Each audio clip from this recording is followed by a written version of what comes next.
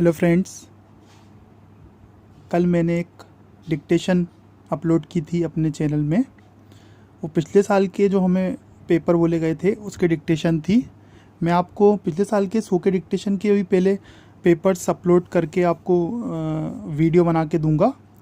उसका पूरा 100 के डिक्टेशन बोल के दूंगा, जो कि आपको बहुत काम आने वाली है, क्योंकि 90 से 95% आपको उसमें मिला के बोल सकते हैं। आपके पेपर में उसी में से आपको मिला के बोल सकते हैं, तो आपके बहुत काम आएगी। आप करते आइए।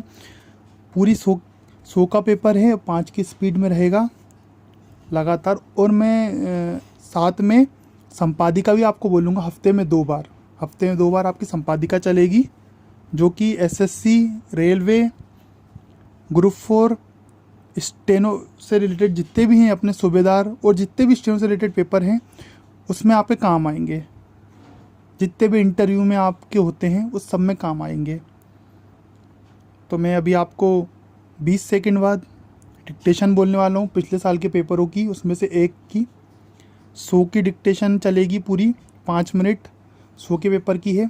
अपनी पेंसिल ले लीजिए, कॉपी ले लीजिए। वही मैं स्टार्ट बोलूँगा और डिक्टेशन ख़त्म होने का स्टॉप बोलूँगा।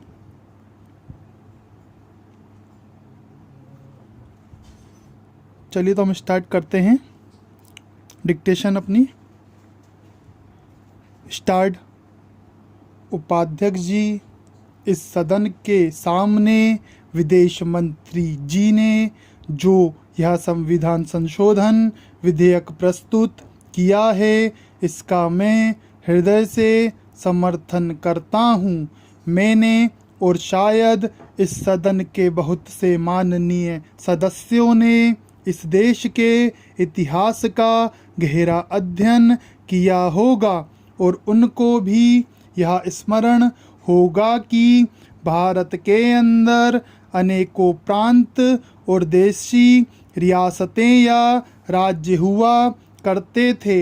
हमें स्मरण है कि उन्हीं में से सिक्किम भी एक है, जो हमारे देश का उसी प्रकार का राज्य है जैसे अन्य राज्य हैं। लेकिन इतिहास इस बात का साक्षी है कि जो हमारे देश का एक अंग था, जिसकी लगभग 1 लाख जनता ने हमारे साथ मिलने की इच्छा प्रकट की थी, उसको पिछले 27 सालों में उन मौलिक अधिकारों का प्रयोग करने का अवसर नहीं मिला, जिनका अधिकार उनको 1947 के बाद और विशेष रूप से 1952 के बाद, जब हमारा देश गणराज्य बना था, मिलना चाहिए था। आज इतने सालों के बाद फिर हमारे देश के इतिहास में ऐसा निर्णय करने का अवसर आया है, जो कभी भुलाया नहीं जा सकता। महोदय, मुझे इस बात की प्रसन्नता है कि सिक्किम की जनता, जो पिछले कई सालों से अपने अधिकार से वंचित रही, उसके लिए आंदोलन करती रही और भारत के साथ, भारत की जनता के साथ अपने को मिलाने की चेष्टा करती रही। उसकी इस मांग की तरफ भारत सरकार का ध्यान गया और भारत सरकार ने, हमारी प्रधानमंत्री ने उसकी जनता की इच्छाओं का समादर किया। मैं इसके लिए उन्हें बधाई देता हूँ। मैं यह मानता हूँ कि इस मसले पर निर्णय लेने में आरंभ से ही भूल हुई और अब उसका सुधार हो रहा है। हमारे देश का जो उत्तरी अंचल है, उसकी तरफ हमारी सरकार का ध्यान गया है और उसकी इच्छाओं की पूर्ति करने का अवसर आया है। मैं समझता हूँ कि इस कदम का न केवल इस सदन के सदस्य बल्कि सारे देश की जनता हृदय से स्वागत करती है। मान्यवर, मैं यह भी निवेदन करना चाहता हूँ कि सिक्किम राज्य की जनता की इच्छाओं का मान रखने के बाद हमारे देश के ऊपर एक बहुत बड़ा उत्तरदायित्व आ गया है।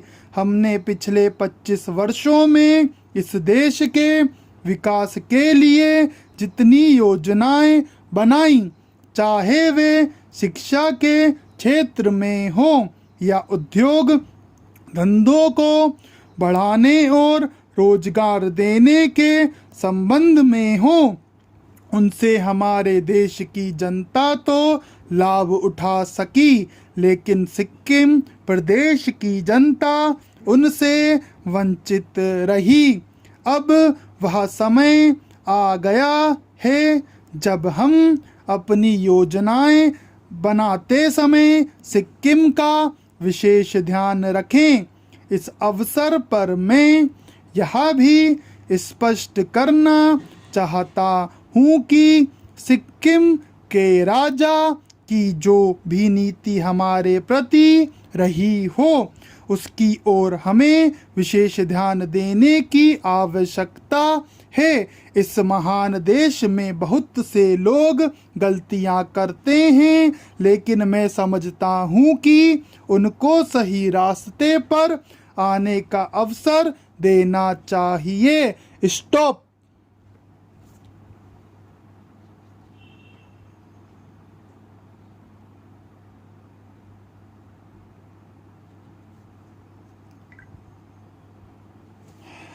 ओके फ्रेंड्स, ये हमारे आज की डिक्टेशन थी। पिछले साल के पेपर में से दूसरे पेपर की डिक्टेशन थी जो 100 की चली है। आशा करता हूँ आप सबने लिख ली होगी। जो भी दिक्कत आए आपको, जो भी परेशानी आए, जो भी समस्या आए, हिंदी से रिलेटेड हो या स्टेनो से रिलेटेड हो, आप मुझे कमेंट बॉक्स में पूछ सकते हैं। मैं आपको रिप्लाई देके उसका समाधान बताने की पूरी कोशिश करूँगा। ठीक है, बाय।